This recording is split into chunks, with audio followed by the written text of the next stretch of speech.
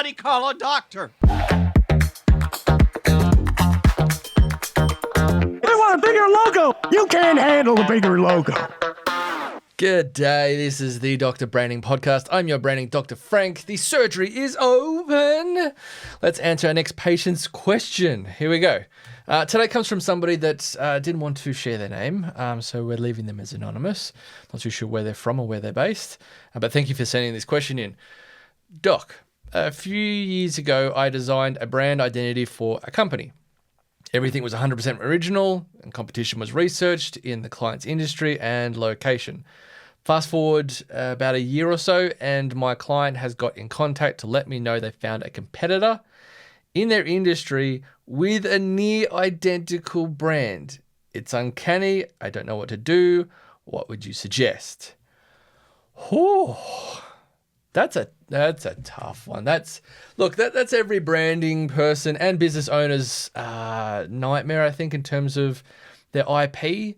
So as a quick diagnosis, we're in an IP dilemma here. We're in the thick of it, in the thick of an IP dilemma, because we don't want to infringe on someone else's intellectual property, and that can be anything from a name to a logo to the whole message and taglines and even how their product looks, lots of different things that could be infringed upon intentionally or unintentionally. And this is, I think, what we're going to get into here is what the situation is. And I don't have the full facts here because our anonymous friend hasn't given me all the details.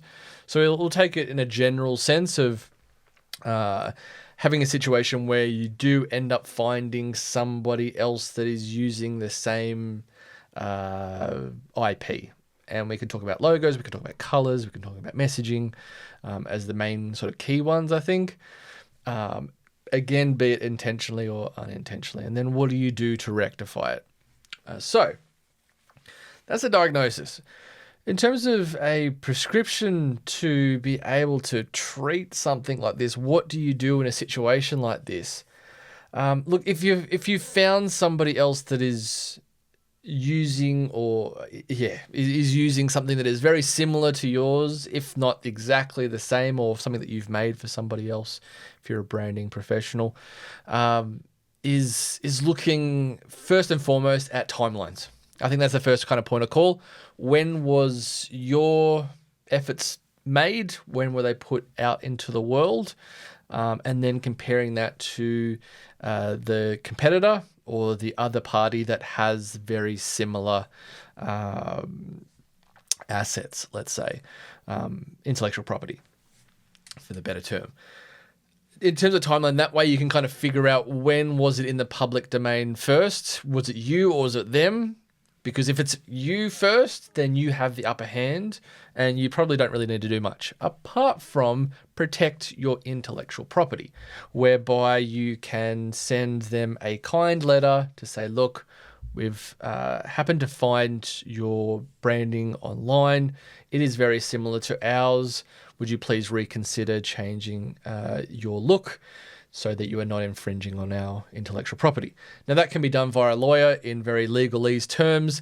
That might make them completely nervous and they just go ahead and do it, or they might be quite stubborn and they fight you on it, and it's up to you whether or not you take it to court. But that really depends on a lot of different things, based on whether or not it infringes on your IP because of your industry, your location. So geographically, if I'm in Australia and they're in Ireland, in a completely different region, and they're not aiming their product or service at the same customer base. So say if they were a service provider, only work with Irish clients, and I only worked with Australian clients, even if we were in the same industry, would it really be infringing?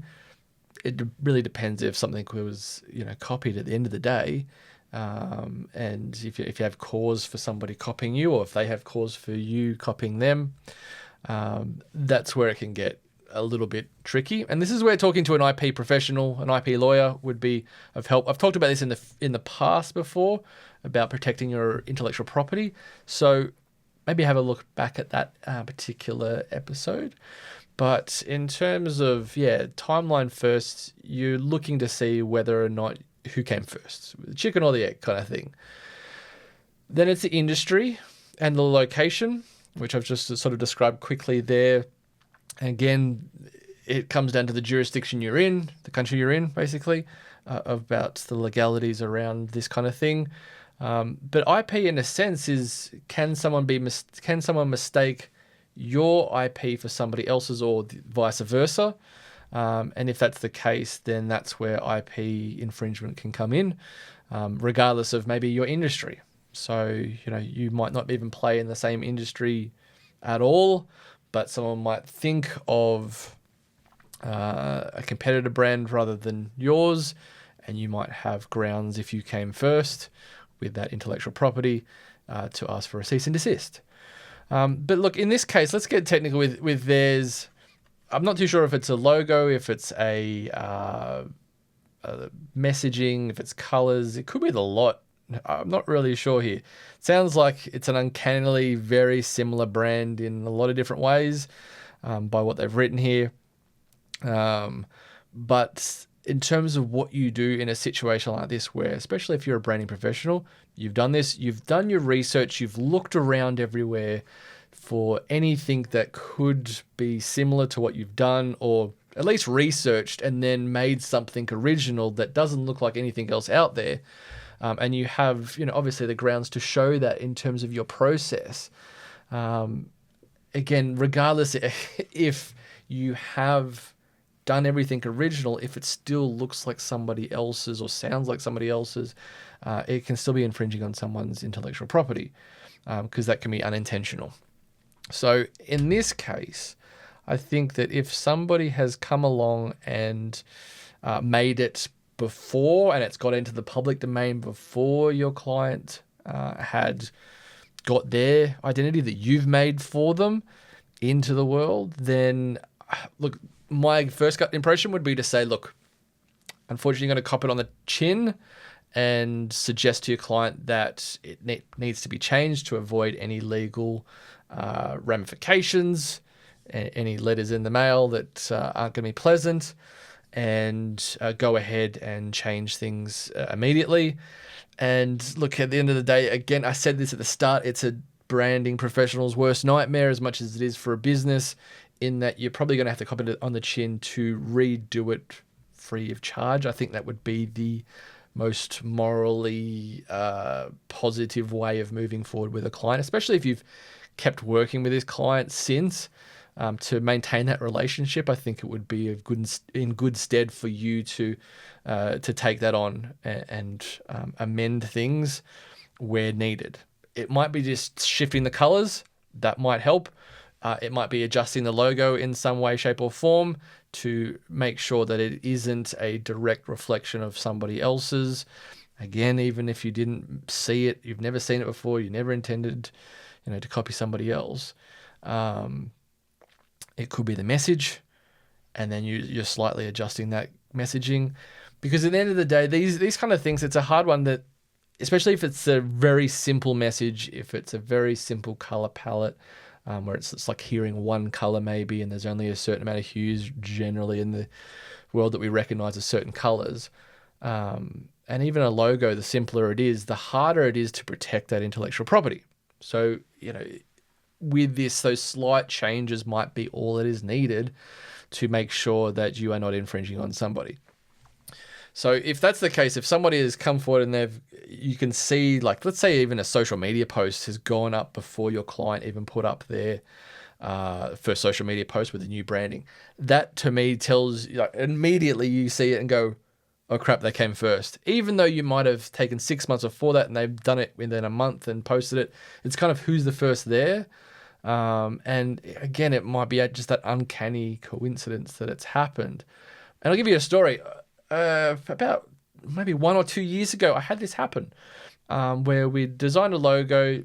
We'd looked at, what they had. We'd kept the blinkers on. I'd definitely kept the blinkers on. I tried and do this with my logo designs by not looking at others and what they're doing and just creating something on my own. And we did a whole kind of search online, see if the mark looked anything similar to anything else. And then I don't know if it was the search that we did or the types of searches we did, but if it was Google or an IP Australia, because it was an Australian business, there was another logo out there that looked pretty much the same, like the little logo icon. And I was like, far out. And then we researched into it, and it was somebody I knew that had made this logo. It was a fellow logo designer that had made the same logo. And I was like, how? And it's uncanny. It's a total coincidence. It was a different industry, but they were both in Australia and it needed to be changed. So we said, look, that's fine. All we're going to do is change the icon because that's all that needs to be changed. Again, it was a very simple mark. So, it's not surprising that there was something else out there that was very similar, if not very, very similar in this case. And it was just a case of, adjusting it to something different. Still within a similar concept, but that amendment meant that they could then go and register confidently with IP Australia to get the logo registered as a registered trademark. So they're the things you might need to do in this case, Mr. or Mrs. Anonymous, or Miss Anonymous, in terms of how we approach a situation like this. It's an IP dilemma for the ages. I wouldn't wish it upon any branding professional or a business realistically, especially if it's unintentional. If it's intentional, then look, you've got what you deserved, I guess. But trying to blur those lines, if you see something, I would highly suggest you want to replicate it and you slightly tweak it, then that to me still is very grey, and it's leaning towards the more intentional side of IP infringement. So try and make things as original as possible. Obviously, you're going to have inspiration from other sources out there which are going to help you mold something that is unique to a client or for your own business if you're doing it in-house. But what we want to do, is make sure that there is a reasonable, especially if you're a branding professional, a reasonable search online to look for anything that you might have infringed, especially the direct competition in your region is the best start. Seeing what all the competitors are, not picking similar colors, looking at what messaging they have so that you're not, creating the same tagline or slogans or whatever it might be. And then the same thing with logos. It could be mascots, it could be sounds, it could be imagery. You might use the same stock imagery. I mean, it's not this stock imagery is very different, but you just want to make sure that your identity that you go out to the market with and any marketing collateral you do create in addition to your branding initially isn't stepping on the toes of somebody else. I think that's pretty common sense. But in terms of a situation like this, no matter how hard you try sometimes to create something that is 100% original, there might already be an idea out there someone's already had the exact same idea. And it sucks. It sucks big time because you kind of got to go back to the drawing board or find a creative solution to amend it in a way that isn't infringing. So that would be my approach, that if your client's brand came second to the race, unfortunately, I think it would mean going back to either a drawing board or creating a creative solution to not infringe and making the adjustments that are required so that you aren't infringing on someone's copyright. So again, you don't get a letter in the mail.